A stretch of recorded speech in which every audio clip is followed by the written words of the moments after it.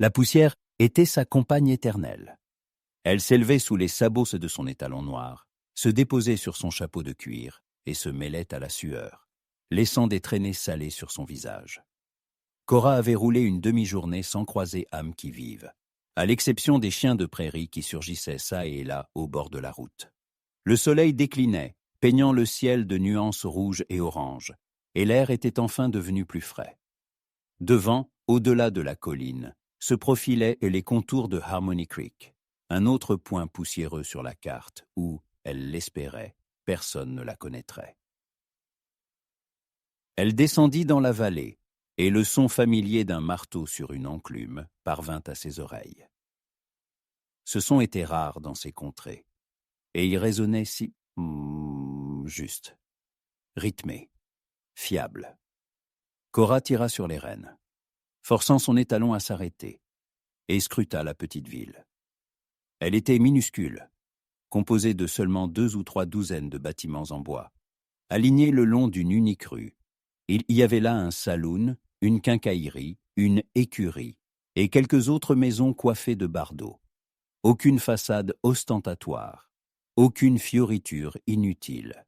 Tout était à sa place. Elle mit pied à terre près du poteau d'attache devant le saloon et attacha son étalon, secouant la poussière de son pantalon. Ses yeux, habitués aux vastes étendues des prairies, captèrent immédiatement les regards braqués sur elle. Des regards curieux, évaluatifs, puis méfiants.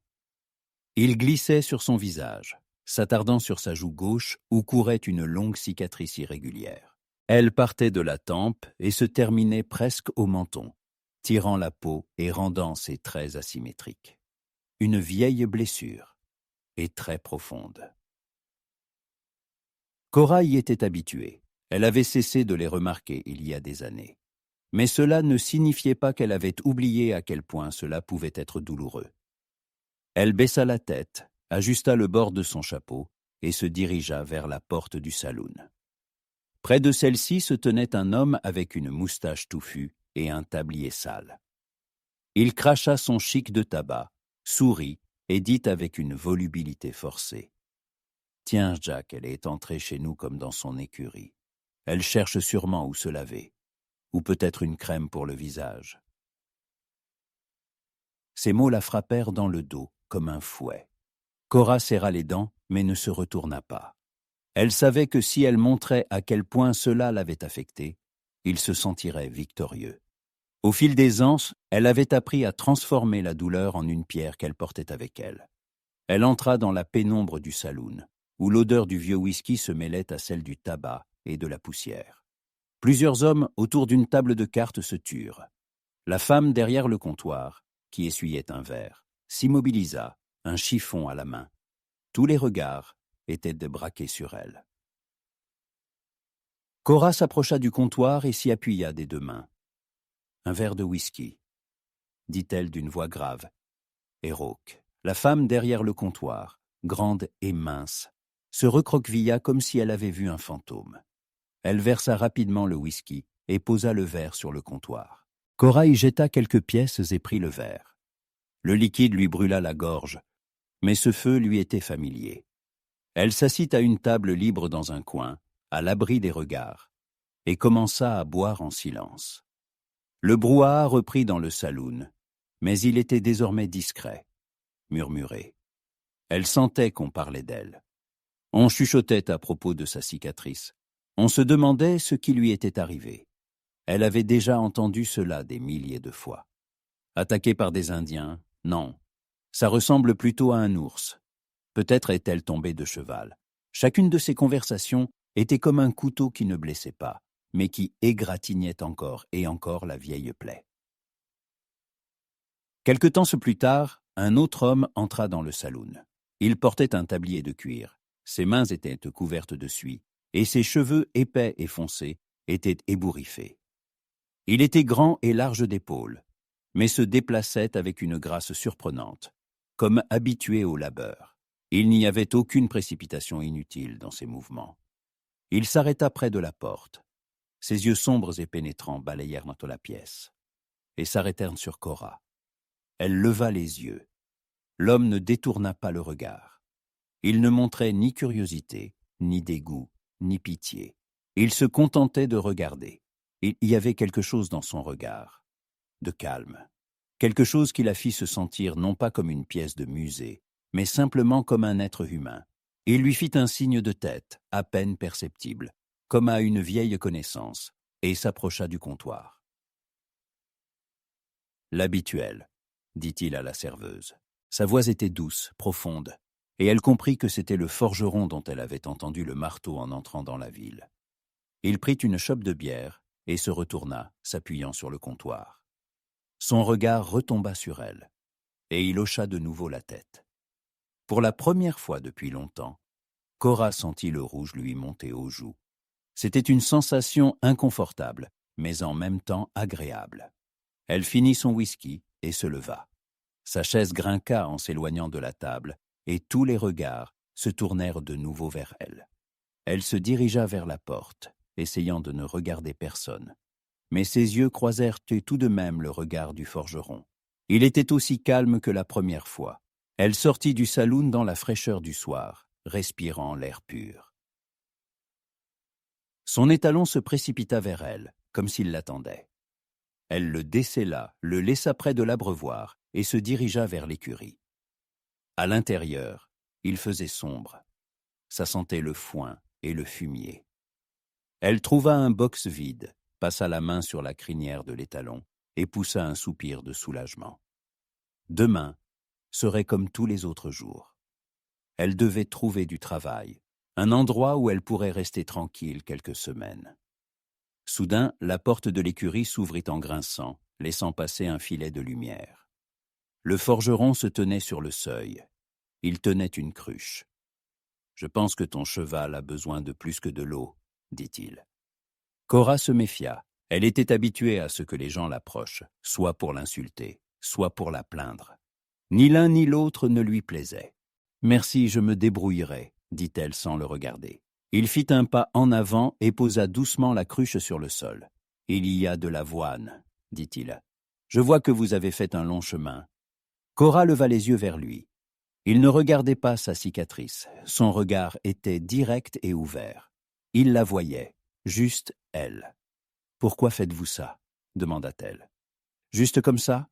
répondit-il, haussant les épaules et se retournant pour partir. Cora se sentit stupide. Elle fit un pas et sa voix trembla. « Attendez. » Il s'arrêta, elle déglutit et continua. « Je m'appelle Cora. » Le forgeron se retourna et sourit. Son sourire était timide, mais sincère. « Silas, » dit-il. « Enchanté de vous rencontrer, Cora. » Le lendemain, Cora trouva du travail au saloon. Elle lavait les lave-vaisselle, balayait les sols et portait l'eau. C'était un travail difficile, mais elle était à la hauteur. Elle savait qu'elle devait être plus forte que n'importe quel homme pour survivre. Elle faisait son travail silencieusement et rapidement. La propriétaire du saloon, Madame Dawson, était une femme qui parlait peu mais observait beaucoup. Elle ne prêtait aucune attention à la cicatrice de Cora, et c'était pour celle-ci le plus grand des compliments. Silas venait au saloon tous les jours. Il s'asseyait dans un coin, buvait de la bière et regardait Cora. Il ne lui parlait jamais, mais elle sentait son regard. Ce regard était son salut. Elle avait cessé de remarquer les autres regards, car elle savait que l'un d'eux serait toujours sur elle. Elle sentait sa présence, et c'était pour elle comme un feu chaud dans une nuit froide. Un soir, alors qu'elle essuyait les tables, Silas se leva et s'approcha d'elle. Il resta silencieux jusqu'à ce qu'il soit tout près. Cora leva les yeux vers lui. « J'ai besoin de quelque chose, » dit-il. « Je cherche quelqu'un pour m'aider avec le travail. Mon apprenti est parti. » Cora serra le chiffon dans sa main. « Je ne... » commença-t-elle. « Je sais que tu es forte, » la coupa-t-il. « J'ai vu comment tu montes à cheval, j'ai vu comment tu travailles. Je sais que tu n'as pas peur du travail difficile, et je sais que tu n'abandonnes pas. » Son cœur battit plus fort. Personne ne lui avait jamais dit de tels mots. « Je ne sais pas forger, » dit-elle, sentant sa voix trembler. « Je t'apprendrai, » répondit-il. Dans le saloon, tout le monde se tut. Il les observait. L'homme à la moustache, qui l'avait insulté le premier jour, cria « Silas, tu es fou! Elle est… » Silas se retourna et le regarda. Il y avait quelque chose dans ses yeux qui le fit taire. Ce n'était pas de la colère, c'était de la certitude, profonde et inébranlable. Il se tourna de nouveau vers Cora. « Je t'attends demain matin, » dit-il, et il s'en alla. Cora se tenait au milieu du saloon, tenant le chiffon trempé de sueur. Elle sentait les regards sur elle, mais elle ne voyait plus personne. Elle ne voyait que lui. Elle voyait ses yeux calmes et sombres, son sourire sincère. Et elle savait que demain, sa vie changerait. Le matin à Harmony Creek débutait par l'odeur du pain frais et de la terre humide. Cora quitta l'écurie où elle avait passé la nuit et se dirigea vers la forge. Le soleil n'était pas encore haut, mais elle sentait déjà sa chaleur sur son dos. Le son du marteau qui l'avait tant apaisé la veille faisait maintenant battre son cœur plus fort. Silas était déjà là. Il se tenait près du foyer, ses larges épaules projetant une ombre sur le métal incandescent. Quand Cora entra, il leva la tête, et ses yeux, habitués à la lumière du feu, parurent encore plus sombres. Il ne prononça aucun mot de bienvenue. Il se contenta de désigner le tablier et le marteau posé sur l'établi. « Le tien, » dit-il doucement. Cora enfila le lourd tablier. Il sentait le fer et le charbon. Ses mains transpiraient, et son cœur battait dans sa poitrine comme un tambour. Elle saisit le marteau. Il était inhabituellement lourd, mais son poids lui semblait juste. Elle était habituée à la lourdeur dans ses mains, aux callosités sur ses paumes, mais c'était autre chose. C'était de la création, pas de la destruction. Les premières heures furent un supplice. Silas ne la pressait pas, ne la réprimandait pas. Il lui montrait comment tenir les tenailles, comment frapper le métal chauffé à blanc, comment travailler avec l'enclume. Cora était forte, mais il lui manquait la dextérité. Le marteau glissait, les coups étaient imprécis, et l'acier refroidissait plus vite qu'elle ne l'aurait souhaité. Lorsqu'elle manqua son coup une fois de plus, le marteau frappant à côté, elle ne put se retenir et le laissa tomber. Il s'écrasa au sol avec fracas. « Je n'y arrive pas, » dit-elle, la voix tremblante de dépit et de frustration. Silas s'approcha d'elle. Il se pencha et ramassa le marteau. Ses mains étaient grandes, fortes, avec une peau durcie. Il posa son propre marteau sur l'établi, prit le sien, et délicatement, sans toucher son corps, il enveloppa ses mains des siennes. Il se tenait derrière elle, son souffle caressant sa nuque. Lentement, murmura-t-il, sa voix comme un souffle de vent. « Écoute l'acier. Sens-le. Il te guidera. »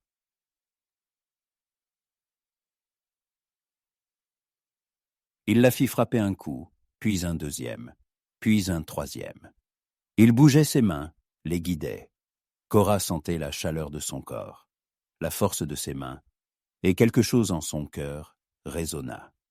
Quelque chose qui était profondément enfoui, caché du monde entier. Elle se sentait maladroite, mais en même temps, elle se sentait aussi bien qu'elle ne l'avait pas été depuis longtemps. Elle frappa l'acier incandescent, et cette fois, le coup fut puissant et précis. Elle entendit ce son, et il était comme une musique. Elle ne manqua pas son coup. Ils travaillèrent dans toute la journée, ne s'interrompant que pour boire de l'eau et manger un morceau. Silas ne lui posa aucune question sur son passé, sur sa cicatrice. Il travaillait simplement avec elle. Elle, en revanche, le regardait quand il ne la voyait pas. Elle observait la façon dont il fixait le métal incandescent, la façon dont ses lèvres murmuraient quelque chose lorsqu'il était absorbé par son travail.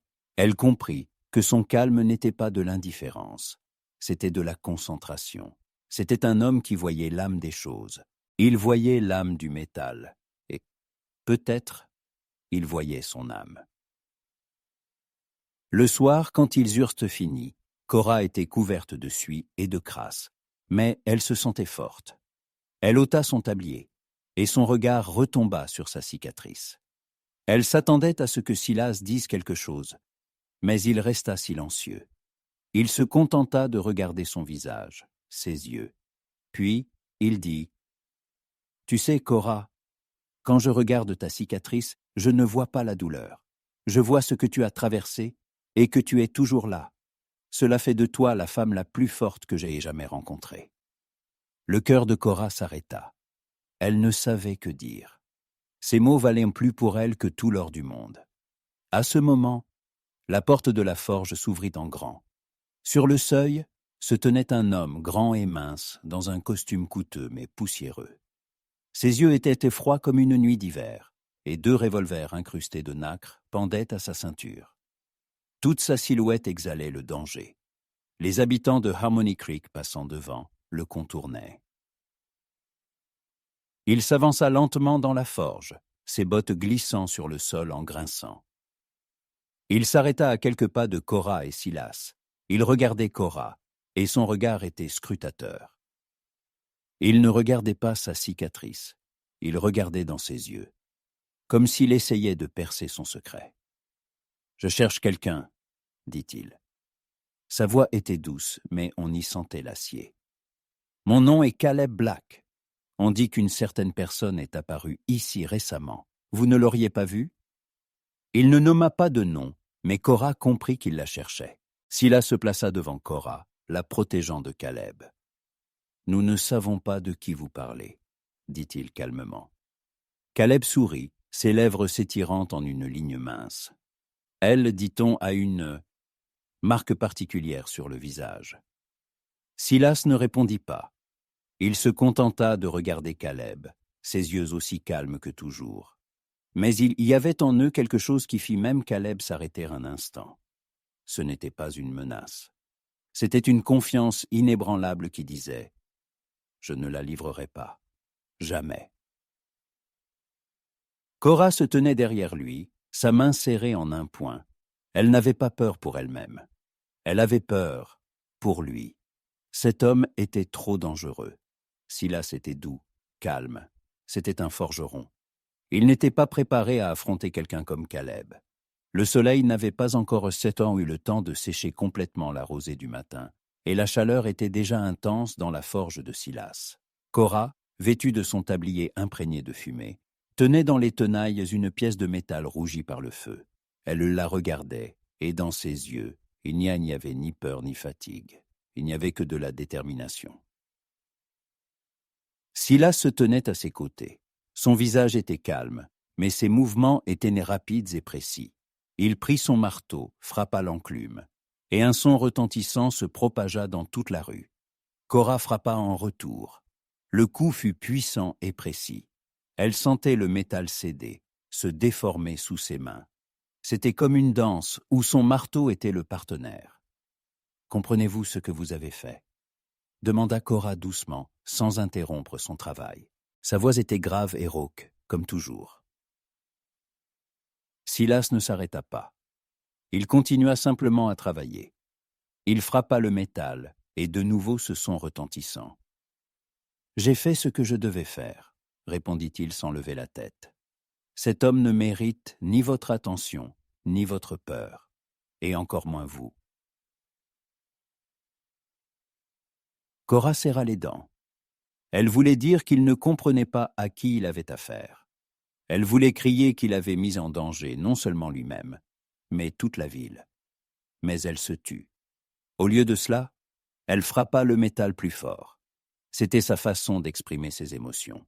La colère, la peur, la gratitude, tout cela était dans un seul coup. Ils travaillèrent en silence. Chaque coup de marteau était comme un dialogue. Le son de l'enclume était leur seul langage. La sueur coulait sur son visage, se mêlant à la suie. Elle ne ressentait pas la fatigue. Elle ne sentait que le feu qui brûlait en elle. Un feu si semblable à celui du foyer. Silas s'arrêta lorsque le soleil était déjà au zénith. Il désigna du menton le seau d'eau dans le coin. « Va te laver, » dit-il. « Je vais préparer le déjeuner. » Cora alla vers le seau. Elle s'aspergea le visage d'eau. L'eau froide piquait agréablement sa peau, lavant la suie et la sueur. Elle regarda son reflet trouble à la surface de l'eau. La cicatrice, comme toujours, était là, irrégulière et disgracieuse. Quand elle revint, Silas était déjà assis sur une caisse, tenant un morceau de pain et de viande séchée. Il lui en tendit la moitié. Elle s'assit en face de lui, et ils mangèrent en silence.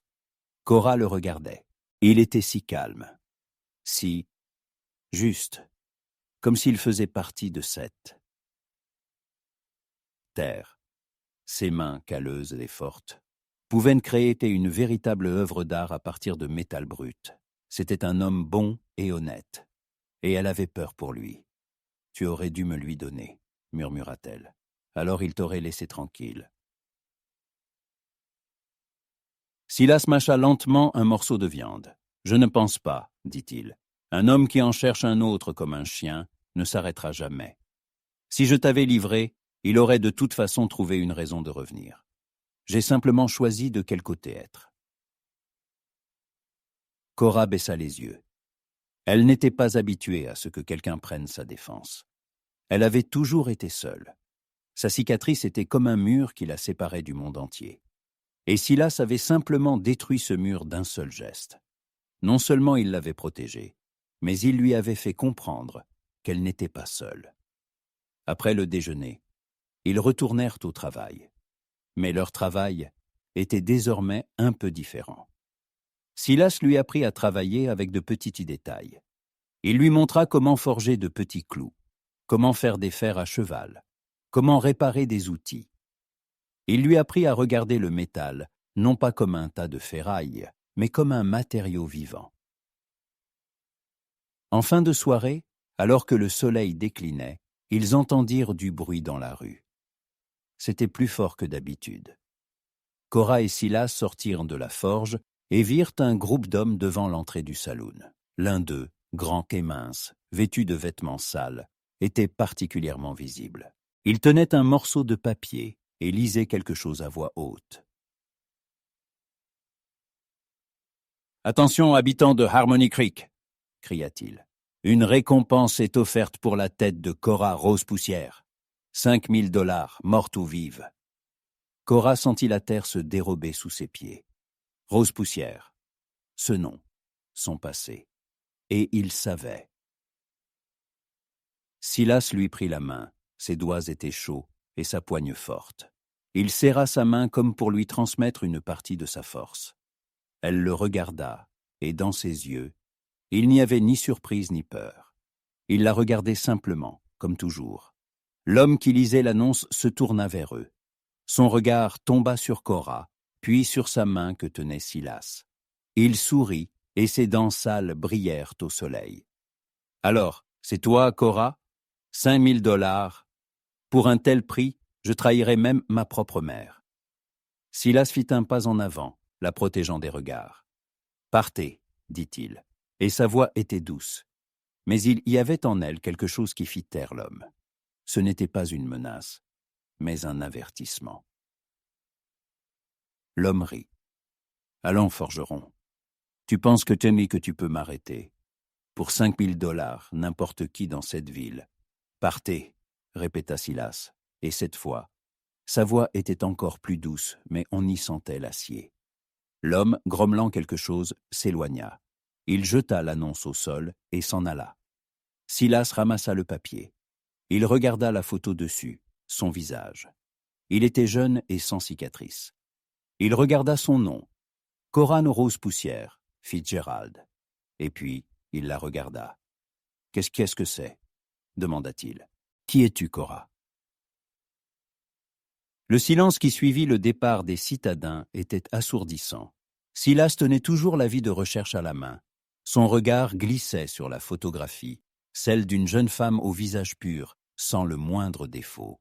Il leva les yeux, regarda Cora, sa cicatrice qui paraissait maintenant encore plus profonde et douloureuse, puis reporta son regard sur le papier.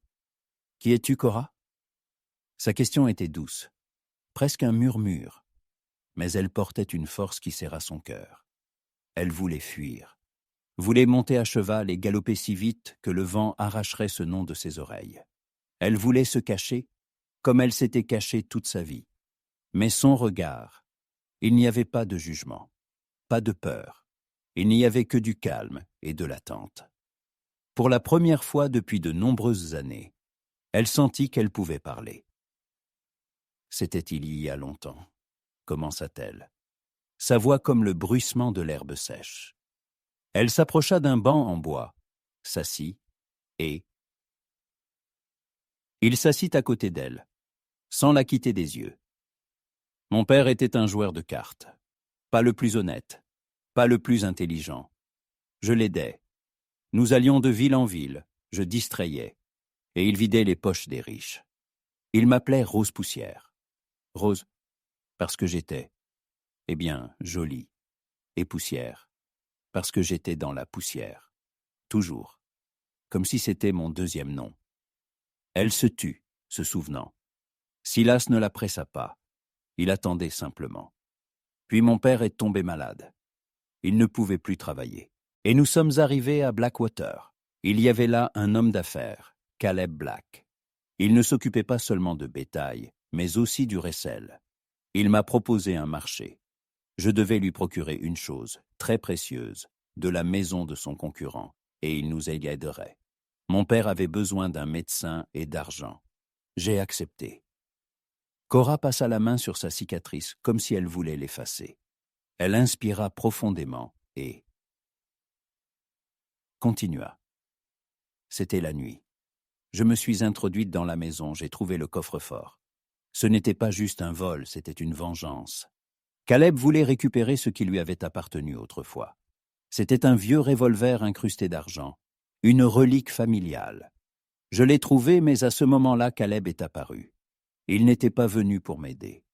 Il était venu pour prendre le revolver et me tuer, afin que personne ne sache rien de son marché.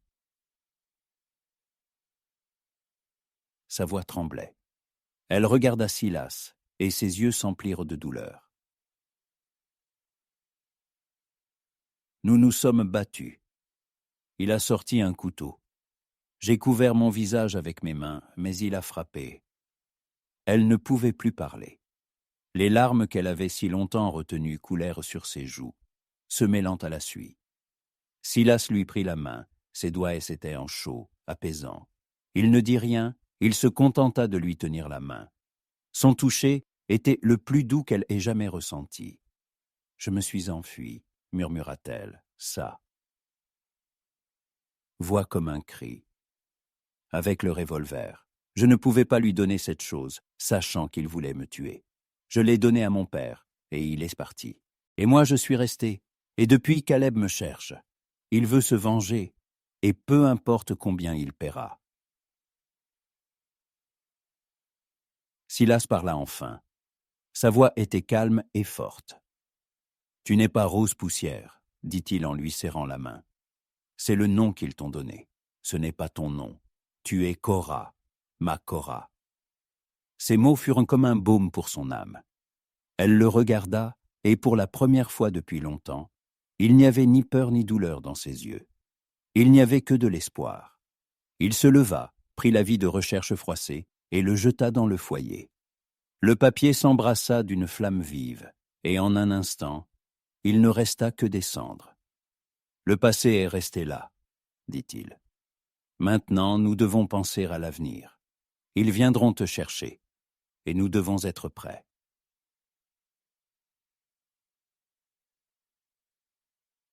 À cet instant, leur conversation fut interrompue par un vacarme. Un groupe de 3 hommes, armés de fusils, fit irruption dans la forge. L'un d'eux, celui-là même qui avait lu l'annonce, affichait un sourire narquois. « Nous ne croyons pas au conte de fées, forgeron, » dit-il. « Pour 5 000 $, nous sommes prêts à écouter n'importe quelle histoire, mais nous ne sommes pas venus pour discuter. » Dans sa main, un revolver étincela. Cora sentit son cœur s'arrêter. Elle regarda Silas. Ses yeux étaient toujours aussi calmes, mais il y avait du feu en eux. Il n'allait pas reculer. Il allait se battre. « Partez, » dit Silas, et sa voix était dure comme de l'acier. « Ce n'est pas votre affaire. » L'homme leva son revolver, visant Cora. « Maintenant, c'est notre affaire, dit-il. C'est notre chance. » Mais à ce moment, 2 silhouettes apparurent à l'entrée de la ville. Elles étaient à cheval, leurs visages masqués par leurs chapeaux, mais Cora les reconnut immédiatement. C'étaient 2 chasseurs de primes qu'elle connaissait d'autres villes. Ils étaient réputés pour ne jamais laisser de victimes. L'un d'eux sauta de cheval, ses mouvements rapides et précis. Il sortit un revolver et regarda le groupe d'hommes. « Il me semble que vous prenez notre proie, » dit-il, et sa voix était froide comme la glace. Le groupe d'hommes s'immobilisa. Ils comprirent qu'ils allaient devoir affronter non seulement le forgeron, mais aussi des professionnels. Silas se tourna vers eux, et Cora sentit qu'il lui serrait la main. Désormais, ils n'auraient pas affaire qu'aux bandits, mais aussi aux chasseurs de primes. Et ils étaient 2. L'air à Harmony Creek était devenu épais et lourd. Toute la rue, encore pleine de murmures une seconde auparavant, s'était figée. 3 bandits locaux, fusils à l'épaule, se tenaient face à Silas et Cora, et derrière eux, comme 2 vautours, 2 hommes se dressaient. L'un, grand et maigre, avec un visage ressemblant à une feuille de tabac séchée. Le second, trapu, avec des tempes dégarnies et des yeux qui semblaient vides et froids, comme 2 cailloux. « Écoutez, les gars !» dit le grand homme, sa voix sèche et grinçante. Il était vêtu d'un long manteau de cuir poussiéreux, et de grandes éperons argentés brillaient à ses bottes. Ses mains ne bougeaient pas, mais il était clair qu'elles étaient toujours prêtes à l'action. « Votre jeu est terminé. Nous sommes venus chercher notre proie. La prime nous appartient. » Le bandit local, celui qui avait lu l'annonce, déglutit nerveusement. Il regarda ses compagnons, puis les chasseurs de primes. Il comprit qu'ils étaient désormais de trop dans cette équation. « Mais la prime, c'est... » commença-t-il. « Vous n'êtes pas prête pour ce qui va suivre, » dit doucement le chasseur trapu. Sa voix était si grave qu'elle semblait venir d'outre-tombe. Il fit un pas en avant, et ses yeux s'arrêtèrent sur la main de Silas, qui serrait celle de Cora. « Lâchez-la, forgeron, et nous oublierons que nous vous avons vu. » Silas ne répondit pas. Il se contenta de rester là, protégeant Cora de son corps. Son regard était fixé sur le chasseur trapu, et il n'y avait ni peur ni hésitation en lui. Il était comme une montagne inébranlable. Le chasseur sourit, et sa main se porta lentement vers son étui. Mais Silas fut plus rapide. Il ne sortit pas de pistolet. Il n'en avait pas. Au lieu de cela, il tira brusquement sur la corde qui pendait du foyer, et releva le loquet de fer. L'énorme et lourde porte de la forge se referma en grinçant, coupant les bandits du monde extérieur. Les hommes étaient piégés. Les bandits locaux se retrouvèrent immédiatement désemparés, leurs fusils baissés. Ils étaient prêts à affronter un forgeron paisible, mais pas ces 2-là, qui étaient désormais leur seul espoir de sortie. « Vous n'avez pas compris, semble-t-il, » dit le grand chasseur, sa main posée sur la crosse de son revolver. « Nous ne jouerons pas à ces jeux. Nous prenons ce qui nous appartient. » Silas fit un pas de plus, et ses mains, fortes de son travail incessant du métal, se serrèrent en poing. « Vous ne la prendrez pas, » dit-il, et il y avait tant de force dans sa voix que les murs de la forge semblèrent trembler. Le chasseur trapu, sans un mot, sortit son revolver. Ses mouvements étaient si rapides que l'œil ne pouvait les suivre. Mais à ce moment, Cora, qu'il croyait sans défense, fit ce à quoi il ne s'attendait pas. Elle sortit de sa poche un petit couteau fin, un couteau qu'elle portait toujours sur elle. Ce n'était pas une arme, mais un outil d'autodéfense, et elle le lança dans la main du chasseur. Le couteau se planta dans son poignet, et le revolver tomba de sa main. Le chasseur trapu hurla de douleur, et le grand homme tressaillit. Il sortit son revolver et le pointa sur Cora. Mais Silas était déjà en mouvement. Il saisit un morceau d'acier chauffé à blanc sur l'établi. Il ne ressemblait pas à une arme, mais, entre les mains du forgeron, il se transforma en instrument de guerre. Il le lança au visage du chasseur, qui recula, se protégeant les mains. Cela donna du temps à Silas, et il saisit le lourd marteau sur l'enclume et se jeta sur le grand chasseur. Le coup fut puissant, et le chasseur fut projeté contre le mur avec fracas. Il lâcha son revolver, qui tomba au sol avec un bruit métallique. Les bandits locaux, enfermés dans la forge, observaient la scène comme un spectacle théâtral. Ils ne pouvaient te croire qu'un simple forgeron se débarrassait si facilement de 2 chasseurs de primes légendaires. Mais le chasseur trapu n'abandonna pas. Il retira le couteau de sa main et le sang jaillit. Il sortit un autre couteau de sa botte et se jeta sur Silas. Silas para le coup avec le marteau. Mais le chasseur était rusé. Il le contourna par le flanc, et son couteau entailla le bras de Silas. Silas hurla de douleur, mais ne recula pas. Il frappa avec le marteau en retour, et cette fois, le coup fut plus précis.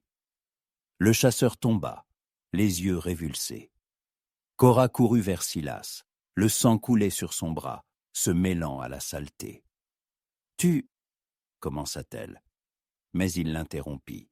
« Nous n'avons pas le temps, dit-il. Ils vont bientôt reprendre connaissance. Nous devons partir. »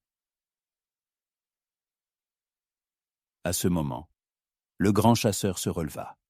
Son visage était couvert de suie, et ses yeux brûlaient de rage. Il leva son revolver et le pointa sur Cora. Silas la couvrit de son corps. Mais aucun coup de feu ne partit. Il baissa son revolver et rit. « Vous avez gagné, forgeron, dit-il. Mais ce n'est pas encore fini. Caleb Black est derrière Cora. Il ne s'arrêtera pas tant qu'il n'aura pas ce qui lui appartient. Il vous cherchera, forgeron. Il vous trouvera où que vous soyez. Et la prochaine fois, nous ne serons pas seuls. Et vous n'aurez pas autant de chance. » Il fit un signe de tête à ses hommes, et ils relevèrent le chasseur blessé. Le grand chasseur se dirigea lentement vers la porte. Il se retourna et regarda Cora. « Bonne chance, Rose Poussière, » dit-il, et il sortit de la forge. Silas et Cora restèrent seuls. Il regarda sa blessure. Elle était profonde.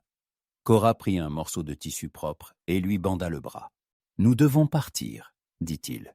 « Nous ne pouvons pas rester ici. » Cora hocha la tête. Elle savait qu'il avait raison. Le passé était revenu, et maintenant, il était plus fort que jamais. Elle ne pouvait plus fuir. Elle devait se battre. Mais maintenant, elle n'était plus seule. Maintenant, elle avait Silas. Et elle savait qu'avec lui, elle pourrait traverser toutes les épreuves. Ils roulèrent 3 jours et 3 nuits. La poussière était restée derrière eux, et maintenant, sous les sabots de l'étalon de Cora et du cheval baille de Silas, il n'y avait que terre sèche et herbe rude. Le soleil brûlait sans pitié, et les nuits étaient froides et vides, emplies seulement d'étoiles et du doux murmure du vent. Silas ne se plaignait pas de sa blessure, mais Cora le voyait serrer les dents de douleur lorsqu'il changeait le pansement. « Nous devons nous arrêter, » dit-elle le 2e jour. « Ta blessure... » « Je vais bien, » répondit-il sans lever la tête. « Nous devons aller aussi loin que possible avant qu'il ne nous trouve. » Cora ne discuta pas. Elle savait qu'il avait raison. Ce soir-là, lorsqu'ils s'arrêtèrent pour la nuit, elle s'approcha de lui alors qu'il était assis près du feu. « Je peux aider, » dit-elle.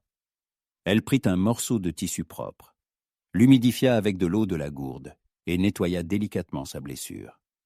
Il resta immobile, les yeux fermés. Quand elle eut fini, il ouvrit les yeux et la regarda. « Tu n'es pas Rose Poussière, » dit-il de nouveau, et ces mots valaient plus pour elle que tout l'or du monde. « Tu es Cora, ma Cora. » Elle se pencha et l'embrassa doucement, presque sans poids. Ses lèvres étaient sèches et chaudes, comme la terre sous leurs pieds. C'était un baiser sans passion, seulement de la tendresse, de la confiance et la promesse qu'ils seraient désormais ensemble. Le 4e jour, ils arrivèrent à Blackwater. La ville était plus grande que Harmony Creek, mais elle semblait tout aussi poussiéreuse et sans vie. Cora connaissait cet endroit. Elle en connaissait chaque recoin, chaque maison, chaque rue. Elle conduisit Silas directement à la maison où tout avait commencé. C'était une grande maison sombre, entourée d'une haute clôture. C'est là que Caleb Black avait tenté de la tuer autrefois. « Que allons-nous faire » demanda Silas. Sa main lui faisait encore mal, mais il était prêt à se battre. « Nous allons le récupérer. »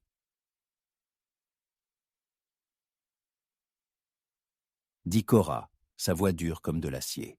« Je ne fuirai plus. Je le lui rendrai, mais à mes conditions. » Ils s'approchèrent de la maison et mirent pied à terre. Cora sortit de sa sacoche de sel un petit revolver incrusté d'argent.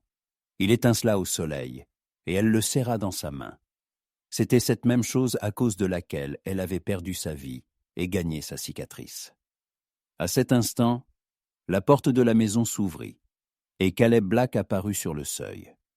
Il était vêtu d'un costume coûteux, et ses yeux, froids comme la glace, étincelèrent lorsqu'il vit Cora.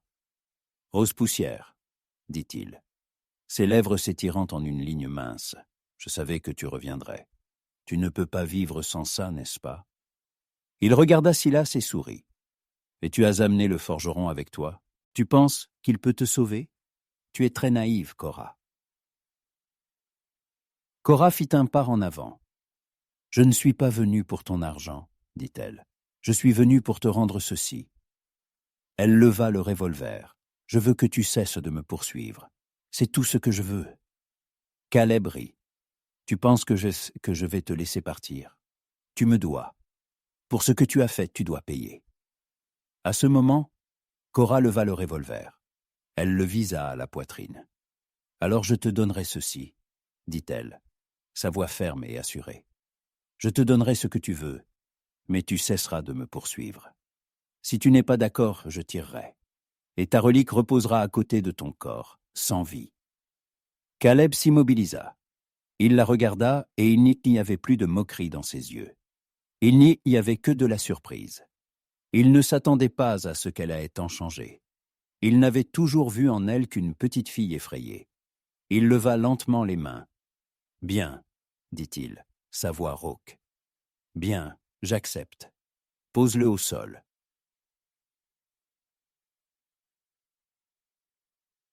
Cora baissa le revolver et, avec précaution, sans le quitter des yeux, le posa au sol. Silas se tenait à ses côtés, sa main sur son épaule. Caleb Black fit un pas en avant, se pencha et ramassa le revolver. Il le tenait dans ses mains, et ses yeux s'emplirent de joie. C'était une joie si éloignée des émotions humaines. C'était juste la possession. « Adieu, Rose poussière, » dit-il, et il n'y avait plus de menace dans sa voix. Il n'y avait que de la moquerie. Il se retourna et entra dans la maison, refermant la porte derrière lui. Cora et Silas restèrent seuls. Le soleil déclinait, et ses rayons peignaient le ciel de nuances rouges et oranges. Silas l'enlaça. « Tout est fini, » murmura-t-il. Cora le serra en retour. Elle sentait que le passé était derrière elle. La cicatrice sur son visage était là, mais elle n'était plus un symbole de douleur et de honte.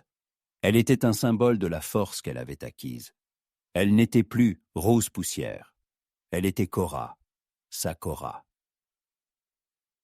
Et elle savait qu'elle avait maintenant un avenir avec Silas.